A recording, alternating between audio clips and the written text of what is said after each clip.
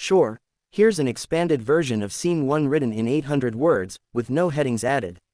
Dash dash dash. The lunch rush was already heating up at Millie's roadside diner, and Sandy had been on her feet since 7 a.m. The scent of bacon grease and fresh coffee hung thick in the air. Plates clattered, voices murmured, and the jukebox played an old country song nobody really listened to. Sandy wove between tables with practiced grace, refilling mugs and dropping off burgers with quick smiles. The bell over the door jingled, sharp and sudden, slicing through the diner's usual hum. Heads turned. A group of 6 bikers stepped inside, boots thudding heavily against the worn linoleum. Leather vests, beards, tattoos, sunglasses even though it was cloudy outside. One of them held the door as a 7th rolled in behind them, a woman with long braids and mirrored shades. Conversation died down almost instantly. Forks paused mid-air. The regulars, farmhands, retirees, and the same 3 old men who played cards near the window every afternoon, watched in open discomfort. Sandy felt it too, the shift in atmosphere, the sudden tension that coiled like wire. She didn't flinch. She grabbed a handful of menus and started walking toward the group. Behind her, Larry, the manager, called her name. His voice was low, but firm enough to stop her. Sandy, don't. She turned around. Larry was wiping down the counter, eyes fixed on the bikers with open disdain. Don't what? She asked. Don't serve them. They'll eat and run. Or worse. We've dealt with their kind before. Sandy blinked. Their kind? You know what I mean.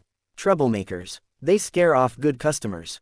They haven't done anything. They don't have to. Let them leave. Sandy stood there for a second, gripping the menus. The bikers were settling into 2 booths near the back. They weren't being loud. They weren't being disrespectful. They looked tired, rode dusty, maybe hungry. One of them caught her eye and gave a small, polite nod. She turned back to Larry. I'm not turning them away just because they wear leather jackets. Sandy, he said, his voice tight now, I gave you a direct instruction. Let them leave. She didn't say another word. She walked across the diner and handed out the menus. Good afternoon, folks. Coffee to start. A few of them smiled. The braided woman gave her a thumbs up. The one who had nodded earlier, tall, bald, gray-bearded, spoke first. Yes, please, black, and thanks for serving us. Not everyone does. Sandy gave a half smile. Well, that's just ridiculous.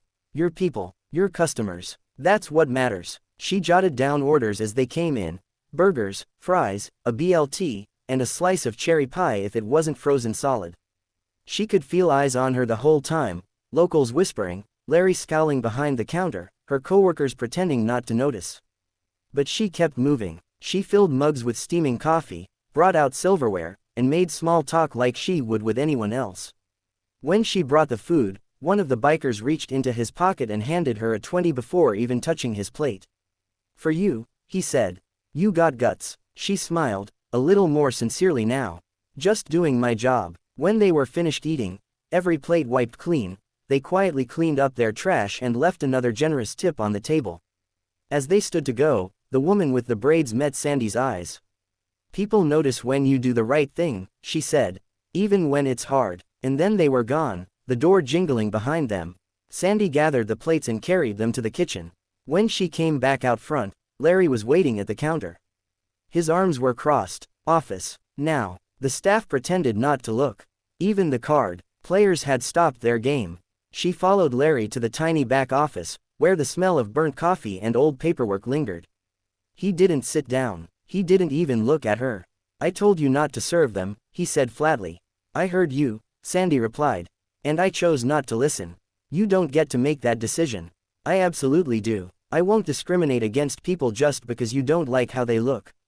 Larry's face flushed. This is my diner. My rules. It's Millie's diner, she said. And she's been dead 3 years. His jaw clenched. Get your things. You're done here. Sandy stared at him for a moment, letting it sink in. It didn't feel real. Fired. For being kind. For serving a group of quiet, polite people who just happened to ride motorcycles. Fine, she said softly. She turned, walked out of the office, and grabbed her coat from the hook near the back door. As she passed the line, one of her coworkers, a busboy named Luke, gave her a helpless look but didn't say a word. She stepped out into the cool October air. Her heart thudded hard in her chest, but she didn't let herself cry. Not yet. She walked away from the diner without looking back. She had no idea what was coming tomorrow. The sun hadn't fully risen when Larry arrived to open the diner. The sky was still painted in bruised purples and soft orange streaks, and the morning air was thick with that early fall chill that cut straight through you. He rubbed his hands together and grumbled about the cold as he unlocked the front door. Inside, Millie's felt strangely still. No sound from the kitchen yet. No Sandy humming while she filled salt shakers or prepped the coffee station. Just the hum of the refrigeration units and the overhead light flickering once before settling into a steady buzz. He flipped the "open" sign to face the street. It was 6 a.m. sharp. At 6:05, he heard it, the deep, unmistakable rumble of motorcycle engines. He glanced out the window and froze. A line of bikes was pulling into the gravel lot, one after another, tires crunching softly over the stones. He counted a dozen, then 2 dozen, then more.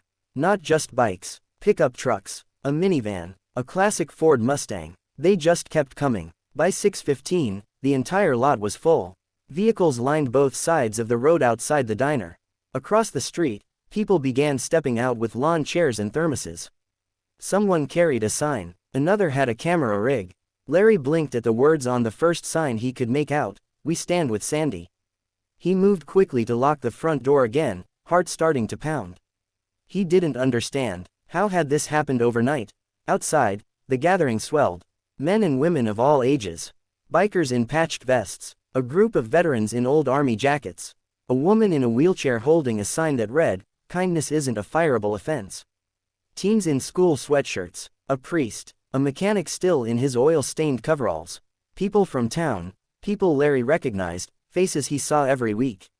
Customers. They weren't coming in. They weren't yelling. But their presence was loud enough. At 6:30, a local reporter from Channel 9 pulled up in a news van. A cameraman jumped out, and the reporter, a young woman with a bright scarf and coffee in hand, began walking toward the crowd with a microphone. Someone held up their phone and started live streaming. Larry felt his mouth go dry. Back inside the diner, he paced.